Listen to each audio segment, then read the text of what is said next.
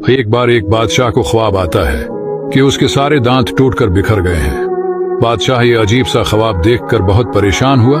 उसने अपने दरबार में मौजूद एक नजूमी को बुलाया और उससे अपने ख्वाब का मतलब पूछा। नजूमी कुछ देर सोचता रहा और फिर बोला कि बादशाह सलामत, आपके ख्वाब की ताबीर तो बहुत ही बुरी है। बादशाह ने कहा, तुम्हारे ख्याल में जो भी ताबीर है मुझे बता दो। नजूमी ने कहा, बादशाह सलामत, आपकी फैमिली के सारे लोग एक एक करके आपके सामने मरेंगे। आप सबकी मौत अपनी आंखों से देखेंगे। बादशाह ये बात सुनकर बड़े गुस्से में आ गया।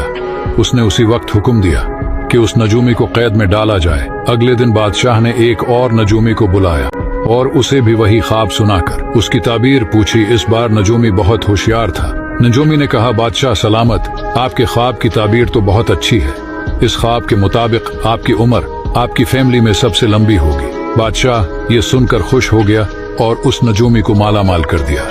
दोस्तों, अगर आप सोचें और ध्यान से सुने तो दोनों नजूमियों की बातों का मतलब तकरीबन एक ही था, लेकिन बात करने का तरीका अलग अलग था। इस कहानी से हमें ये सीखने को मिलता है कि बात करने का तरीका बात से ज्यादा अहम होता है। अगर आप इस बात से सहमत हैं तो कमेंट में यस जरूर लिखना। एक बार एक अमीर औरत को आंखों की एक बीमारी हो गई। उसने बहुत बार इलाज करवाया पर आंख ठीक नहीं हो रही थी। वो उम्मीद हार रही थी। एक दिन उसे एक बुजुर्ग डॉक्टर का पता चला जो आंखों का इलाज करने में माहिर थे। डॉक्टर ने उस औरत की आंखों को चेक किया और बोले, अगले कुछ दिनों के लिए सिर्फ हरे रंग पर ध्यान देना है। उसने कई सारे पेंटर बुलवाए। उसने बहुत सारा हरा कलर मंगवाया और अपने आसपास की हर चीज को हरे रंग से रंगवाना शुरू कर दिया। कुछ ही दिनों में उसके आसपास की हर चीज हरी हो गई। कुछ दिनों बाद डॉक्टर उसकी तबीयत देखने फिर से आए। नौकरों ने उन्हें गेट पर रोक लिया और हरे रंग के कपड़े पहनकर मिलने के लिए कहने लगे। ऐसा करने का कारण पूछने पर उनमें से एक ने जवाब दिया, हमारी मालकिन का यह ऑर्डर है कि उनके आसपास की हर चीज हरी होनी चाहिए। इतना सुनते ही डॉक्टर हंसने लगे और बोले, इसके लिए तो सिर्फ हरे ग्लास वाला चश्मा ही काफी था। इतना सब पेंट करने की क्या जरूरत थी। निष्कर्ष, दुनिया को बदलना समझदारी नहीं है।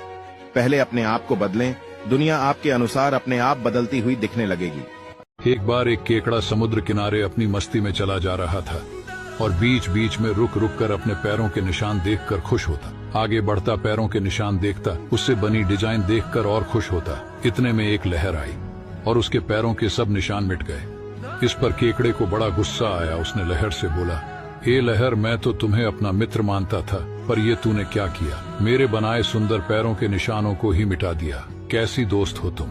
तब लहर बोली, वो देखो पीछे से मछुआरे लोग पैरों के निशान देखकर ही तो केकड़ों को पकड़ रहे हैं। हे मित्र, तुमको वो पकड़ न लें, बस इसीलिए मैंने निशान मिटा दिए। सच यही है, कई बार हम सामने वाले की बातों को समझ नहीं पाते और अपनी सोच अनुसार उसे गलत समझ लेते हैं, जबकि हर सिक्के के दो पहलू होते हैं। अतः मन में वैर लाने से बेहतर है कि हम सोच समझकर निष्कर्ष निकालें। एक बार जंगल में गधे और चीते के बीच एक अजीब सी बहस होने लगी।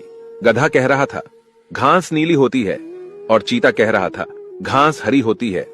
उन दोनों के बीच ये बहस काफी देर तक चली। फिर दोनों अपनी समस्या लेकर जंगल के राजा के पास गए। जब गधे और चीते का केस राजा के पास आया तो शेर ने पूछा, बताओ क्या परेशानी है। तो चीता कहता है, राजा साहब, ये देखो, ये गधा पागल हो गया है। ये कह रहा है कि घास नीली होती है, जबकि हम सब जानते हैं कि घास तो हरी होती है। राजा चीता की बात सुनने के बाद गधे से पूछता है, तुम बताओ। तो गधा कहता है, राजा साहब, मैंने अपनी आंखों से देखा है, घास तो नीली ही होती है। ये चीता गलत कह रहा है, इसे सजा दीजिए। शेर चीते को 6 महीने की जेल की सजा सुनाता है और सभा को समाप्त करता है।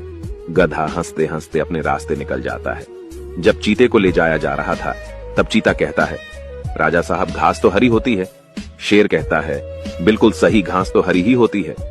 तुम्हें सजा इस बात की नहीं मिली है कि घास नीली होती है या हरी।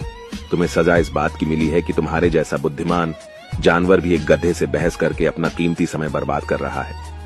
फिर शेर वहां से चला जाता है। इस कहानी से हमें पता चलता है कि गधे के लिए हमेशा घास नीली ही रहेगी और ऐसे कई लोग आपको मिलेंगे जो बिल्कुल भी आपकी बात नहीं मानेंगे, आप चाहे कितना ही उन्हें समझा लें। इसलिए ऐसे लोग आए पर अपना कीमती समय बर्बाद न करें। गधी को फांसी होनी थी, लेकिन राजा ने उसे 2 विकल्प दिए। पहला फांसी में लटक कर मरना और दूसरा गुप्त दरवाजे के उस पार जाना। लेकिन किसी को पता नहीं था कि उस गुप्त दरवाजे के पीछे आखिर है क्या। अपराधी यह सोचकर डर गया कि उस गुप्त दरवाजे के उस पार तो कुछ भी हो सकता है। कोई जंगली जानवर हो सकता है, जहरीले सांप हो सकते हैं, कोई भूखा राक्षस भी हो सकता है। इस डर की वजह से अपराधी ने फांसी पर लटकर मरना स्वीकार किया। उसे फांसी के लिए ले जाया जाता है। उसे फांसी होने वाली थी। राजा ने उससे उसकी अंतिम इच्छा पूछी तो अपराधी ने कहा, उस गुप्त दरवाजे के पीछे आखिर क्या है? मैं बस इतना जानना चाहता हूं। राजा ने मुस्कुराते हुए कहा, मेरे दोस्त, उस गुप्त दरवाजे के पीछे तुम्हारी आजादी थी।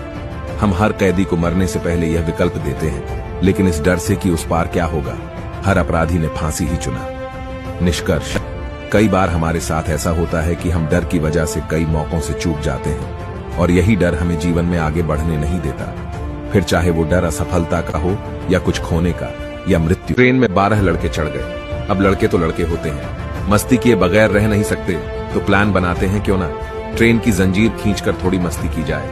जंजीर खींचने पर 6000 फाइन होता है। सब 500 निकालकर एक लड़के के पास रखवा देते हैं और कहते हैं, जब गार्ड आएगा तो फाइन दे दिया जाएगा। उनके साथ बैठा एक बूढ़ा आदमी भी यह सब देख रहा होता है। अचानक एक लड़का बाकी लड़कों से कहता है, क्यों ना जंजीर खींचकर नाम इस चाचा पर लगा दिया जाए। यह तो है भी अकेला, इसकी बात पर भला कौन यकीन करेगा, और इस तरह हमारे पैसे भी बच जाएंगे। जंजीर खींची जाती है और कुछ देर बाद ट्रेन रुक जाती है। गार्ड आता है तो सब उस बूढ़े आदमी पर नाम लगा देते हैं कि जंजीर इस बूढ़े आदमी ने खींची है। अब बूढ़ा आदमी भी सोचे कि यह तो इतने सारे हैं, मेरी बात पर कौन यकीन करेगा, तो बूढ़ा भी कह देता है कि हाँ साहब, चैन मैंने खींची है। गार्ड पूछते हैं कि चाचा चैन क्यों खींची?